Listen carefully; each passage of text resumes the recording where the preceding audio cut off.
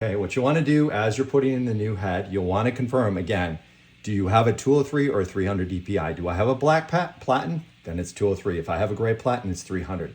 So now I confirmed I got the 203 print head. And now what you're going to do is you're going to take the print head and you're going to take the connector here and there's a couple little pins here. So you don't want to do this too roughly, but you want to put the connector in like this.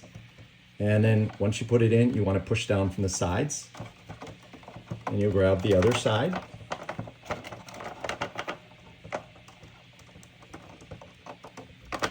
Like this.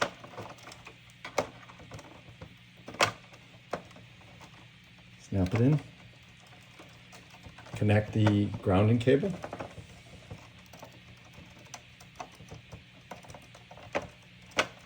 Like this, give it a good push all the way in.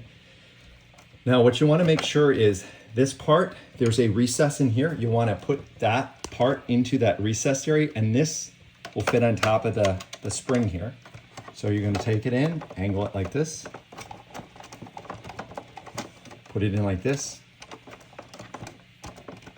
and give it a push to snap it in place. And you can tell the print head's in because you can feel it flex. So now the print head has been successfully put in and you are ready to go.